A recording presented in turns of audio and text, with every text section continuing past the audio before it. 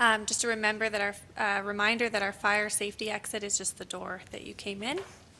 Good afternoon. We acknowledge that we are in the traditional lands of the Blackfoot Nations, which includes the Siksika, Piikani, and Kainai First Nations, as well as the Yethka, Nakota, Wiskautabay Nations of Chiniki, Bearspaw, Goodstoney, and the Tsuut'ina Nation. Calgary is also home to the Métis Nation of Alberta, including the Battle River Territory. We recognize and thank all First Nations, Métis, and Inuit peoples who have lived on and cared for this land for generations. Thank you for joining us. Today we have an update on the Bearspaw South Feeder Main, and we'll be hearing from General Manager of Infrastructure Services, Michael Thompson, and Mayor Jeremy Farkas. We will hear their remarks, and then there will be an opportunity to ask questions after. We ask that you keep your questions limited to one question and one follow-up. I will now turn the podium over to General Manager of Infrastructure Services, Michael Thompson.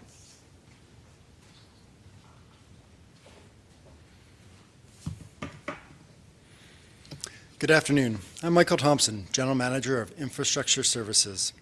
As we head into our second week of planned reinforcement work on the Bearspaw South Feeder Main, I want to start by thanking Calgarians and our neighbours in Airdrie, Chestermere, Strathmore and Tsuut'ina Nation for the actions you've taken to reduce water use. On Saturday, we continued our streak of staying in the green zone with a total use of 488 million litres. Yesterday, water demand crept up again, and we were just in the red zone at 504 million litres. Sundays are often higher use days as people do laundry and cleaning and get ready for the week ahead. We get it, and one day in the red does not undo the excellent work we all did through last week. We still have 3 weeks to go before the feeder main is back in service, so today I want to ask you to start week 2 strong. In week 1, we saw how those everyday actions add up to make a big difference in our overall demand. As we aim to save 25 litres of water per person each day, remember to stick with these basics. Flush toilets only when needed. As a reminder, each skipped flush saves about 5 litres. Keeping showers shorter to 3 minutes. Every minute less saves 8 litres of water. And run dishwashers and washing machines only with full loads. Dishwashers use around 28 litres a cycle, and a front load washing machine uses 62 litres. So even one less cycle a day can meet or exceed our daily target. Over the past few days, we've had 2 reminders of why it's so important to make sure there is enough water to handle unplanned issues. On Friday, there was a break in a water line on a private property in the community of Ross Carrick. In order for this break to be repaired, city crews needed to shut off water to the property. Normally, this would be a straightforward procedure. However, while isolating water to complete this repair, a damaged valve prevented the system from providing a secondary water feed into the neighborhood as expected. This resulted in a drop in water pressure in the area and led to Alberta Health Services to issue a precautionary boil water advisory affecting Spruce Cliff and parts of Wildwood and Ross Carrick. Lifting a boil water advisory is a process that involves flushing water through pipes and out through fire hydrants and conducting water quality testing over the course of several days. That work was ongoing through the weekend.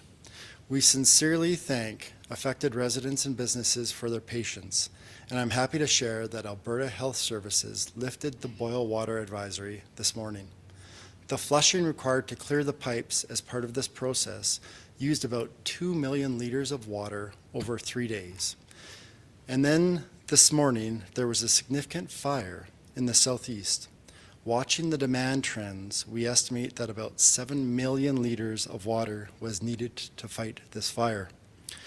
These are the kinds of situations that make it so important that we have a sufficient supply of treated water in our underground storage tanks.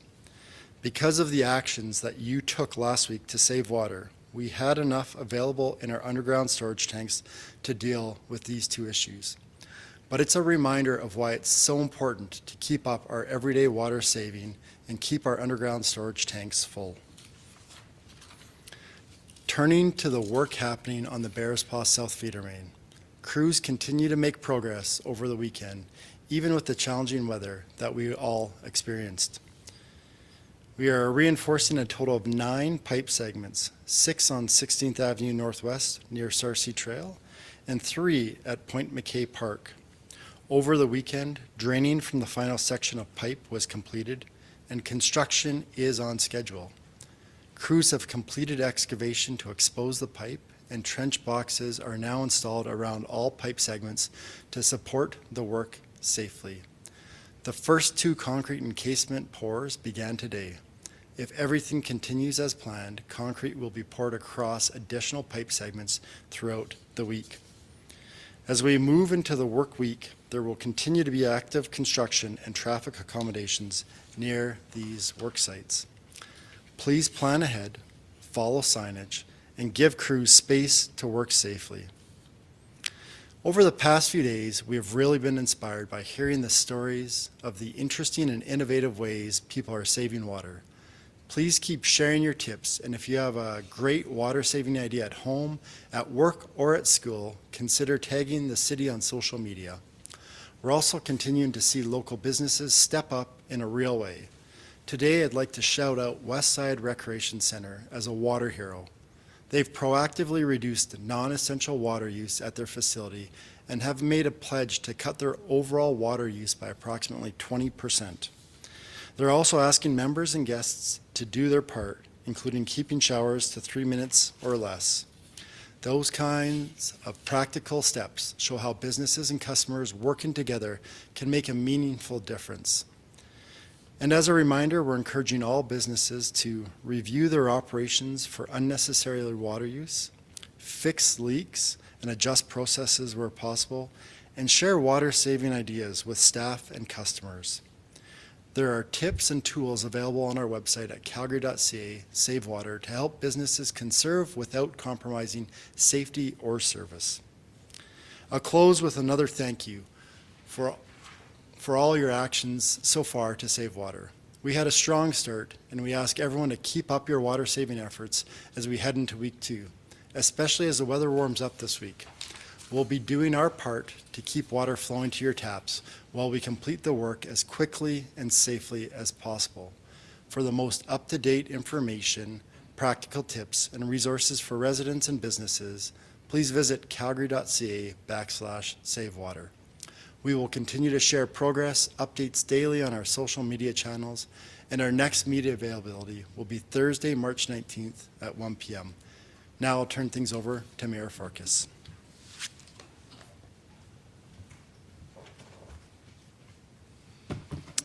Thank you, GM Thompson, and most importantly, thank you, Calgarians. Over the past week, our city has once again shown what it means to step up when it matters most. Across Calgary and across our partner communities that share our system, people have made small changes in their daily routines that are adding up in a big way.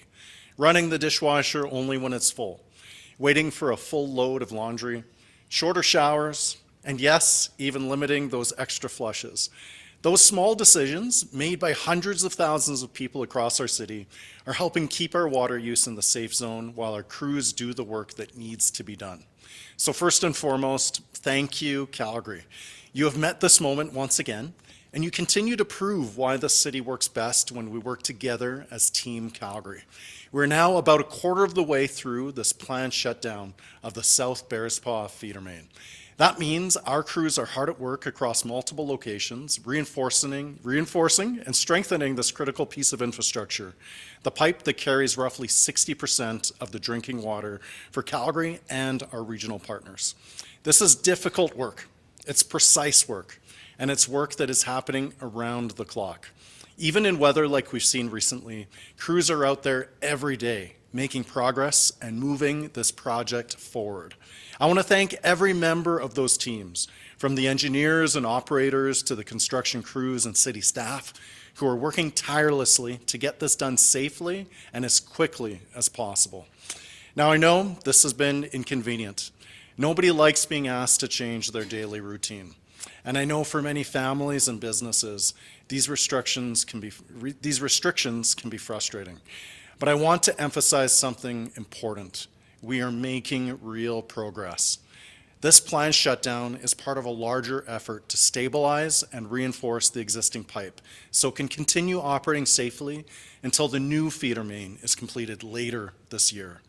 That replacement line will permanently solve the vulnerability we discovered after the first rupture in 2024.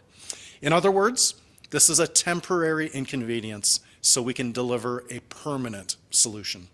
And thanks to Calgarians stepping up once again, we're seeing exactly the kind of results we hoped for. Water use across the city has remained within our target range, which gives crews the time and flexibility they need to complete these reinforcements properly. That's why I continue to encourage everyone, keep doing what you're doing. We can't take our foot off the gas just yet, and the progress we've made so far is encouraging, but we still have a few weeks ahead of us before the shutdown period concludes. If we continue working together the way we have been, making these small everyday choices, we will get through this. And we'll come out the other side with a stronger, more resilient water system for generations to come. So once again, Calgary, thank you. Thank you for being water heroes. Thank you for meeting the moment. And thank you for continuing to show that this community can accomplish when we pull together. We're getting through this, and we're solving this problem for good. And we're happy to answer your questions.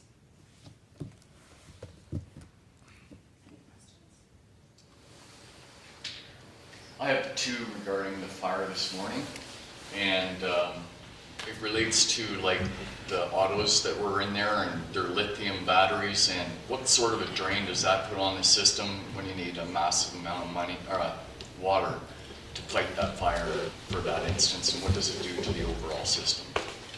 Yeah, so question really about the drain of the fire this morning. And as I said, over 7 million liters of water used this morning to fight that fire. I can't speak specifically to the type of fire. That would be a question for the Calgary Fire Department, but I can speak to the availability of water. And because of the actions Calgarians took last week to save water, we had enough water for the Calgary Fire Department to fight that fire.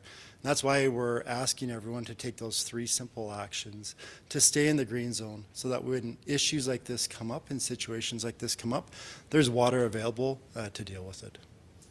And is there a danger that if Calgarians don't cut back in their usage, that responses to fires like this one could be in jeopardy? Yeah, and so the question going forward, what do things look like? And as we've talked about last week and before, one of the reasons we're asking Calgarians to reduce their water use and to take those actions to save water is so that we have enough water available should a situation like a major fire come up. And so it is a concern if we don't stay in that green zone. And last week, we actually had 7 days where Calgarians were in the green zone. We had a great streak going. I know there was a little blip on Sunday. Let's start streak number 2 and stay in the green zone for week number 2. Mayor, can I ask you about World Cup of Hockey? That's what you're the way it's, you know, I guess just your thoughts. Calgary is one of the 3 host cities awarded with this event. A lot of talk about it over the last number of weeks. Just your thoughts on that. Well, it's game on. You can put that one in the win column. I knew something was up when I had the opportunity to chat with Bettman while he was in town.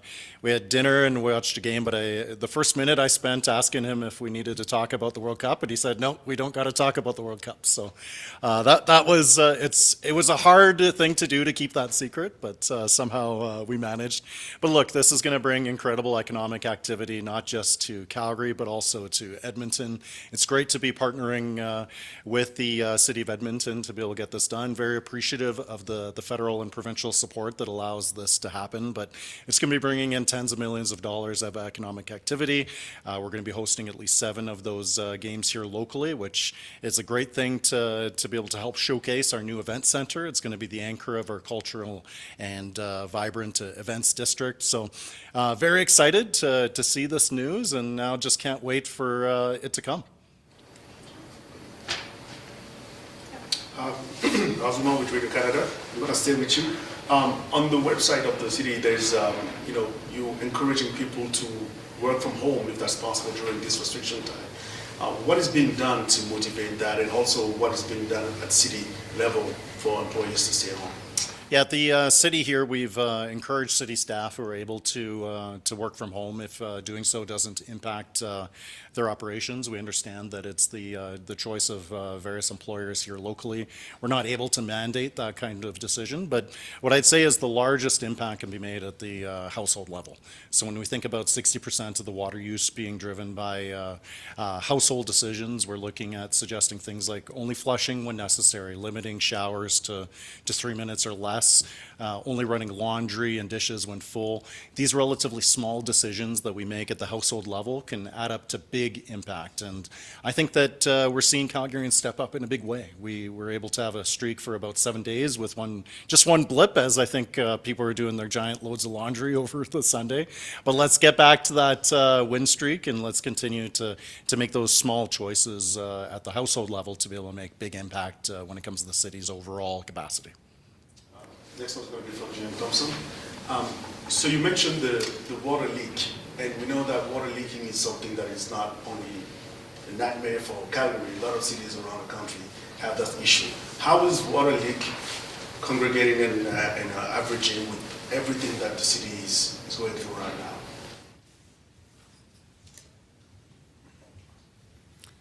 Thanks. And so I think the question was with respect to the water leak on Friday that drove the need for the boil water advisory.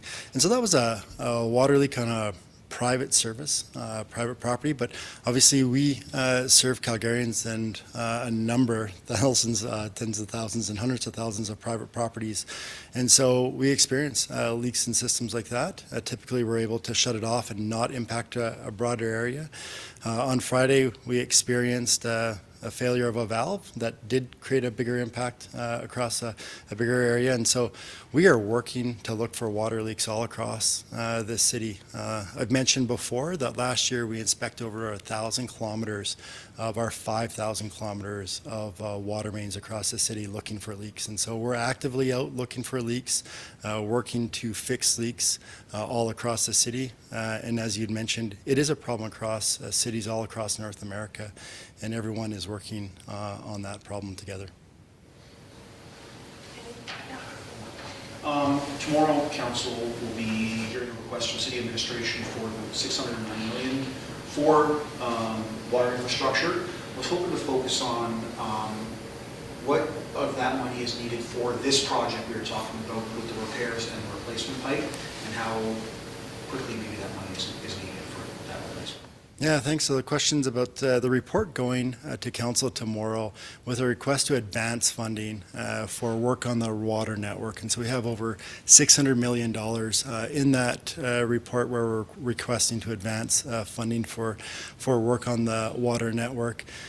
In that report, we have about $40 million for repairs on the existing Bearspaw South Feeder Main.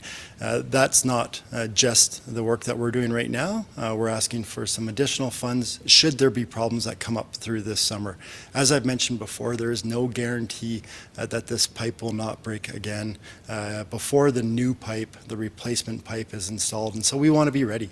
We want to be ready that we can move quickly and make any repairs necessary. And so that's what that request was. In addition, advancing the funding to get this replacement pipe done by this December. And this is work the Mayor has mentioned before, moving faster than any other project we've ever done. And I'm happy to say that that is on schedule right now. If you go out to the community of Montgomery, you will see large construction sites where we are working away on the new replacement pipe. You'll see pipe stockpiling out in the field there. We're committed to getting this work done this year. Mayor, would you like to weigh in on that as well? The money going to that's being requested of Council tomorrow? Yeah, if you don't, what am I just repeating the question? Yeah, just your, $609 million being asked of Council tomorrow for this project and the replacement project. Your thoughts, is Council satisfied with this funding request? Yeah, I'm not going to be satisfied until Calgarians can count on safe, affordable, reliable drinking water again. And we are taking the needed steps as part of this reinforcement work and also the long-term replacement pipe. But make no mistake, this is a larger systemic issue when we think about some of the issues and challenges that Calgary's had over the previous decades. It's also a major issue when we look at the overall state of our infrastructure deficit, not just specific to water, but also other infrastructure needs that we have as a city. So this $600 million that's being advanced is a huge priority for us. As part of supporting the independent panel review, we didn't want this to be a report that would just sit on a shelf somewhere. We really wanted as quickly as possible as a council to advance those recommendations as quick as humanly possible. So seeing us work faster than anything we've ever done before to build this replacement pipe, even the preventative work now, as well as many of the other governance changes around the hiring of a chief operating officer of water, as well as the governance board, reflect that commitment. At the end of the day, we need to commit capital funds to be able to fix this problem. The good news is that over the time horizon that these pieces of infrastructure are expected to last, we can spread out that cost. So when we look at a $600 million price tag, this is significant, but it is less than the investment that we've seen for other mega projects. So when we think about the need to invest in things like a new event center, that's at a cost of double what it takes to fix our pipes, whereas many Calgarians would argue that we need to have both. We need to walk and chew bubble gum at the same time. So when we take a look at $600 million, this is a relatively small sum to pay in order to get the assurances that this infrastructure is going to be maintained. Of course, there's a conversation to be had on a go-forward basis in terms of how we continue to grow, development patterns and so on, but this is just the start of us catching up to where we need to be with a full understanding that it's not just water infrastructure that we're facing a deficit in. It's other critical infrastructure like transportation, like transit, roads, other areas. There's a significant amount of catch-up that we have to do, but our council is committed to being known as the Infrastructure City Council. We want to be the group that actually deals with this issue here now rather than passes it to the next generation to attempt to manage. Okay. This one is about the World Cup of Hockey again. I'm jumping. Yeah, please. I apologize. Do it. Does the city have any funding commitments in place for the World Cup of Hockey or planned for this event? My understanding is that it's about $2 million that's being advanced as part of the City of Calgary's investment through Tourism Calgary, but that's being multiplied by a factor of 10 when you think about the overall investment that's being put in by the provincial and federal governments, not to mention from the NHL as well as other economic activity that we're expecting to generate. For Calgary, this is a very exciting milestone. It represents the first major event that is going to be hosting, or that we are going to be hosting at the new Scotia Place. It reflects a larger investment and the excitement of the overall district. I think it's incredible for us to be hosting the world, the best on best.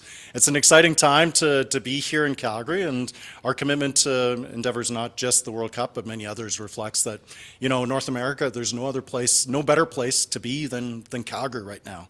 And especially when you look at the business case for events like this, we're getting a hell of a lot of value for this, thanks to the contributions that the provincial government and the federal government are making. Thank you. We'll see you. One more. Yeah, please. Actually, along the same line. Just when it comes to the plaza, the Olympic Plaza, are you expecting that project might be online around the same time as the World Cup? Just the timelines seem to come pretty close. Do you want to speak to that, GM Thompson? Are you more familiar in terms of the status of? We may have to get back to you on that. Yeah. All right. We'll see you Thursday, 1 p.m. this room. Thank you, gentlemen. Thank you again.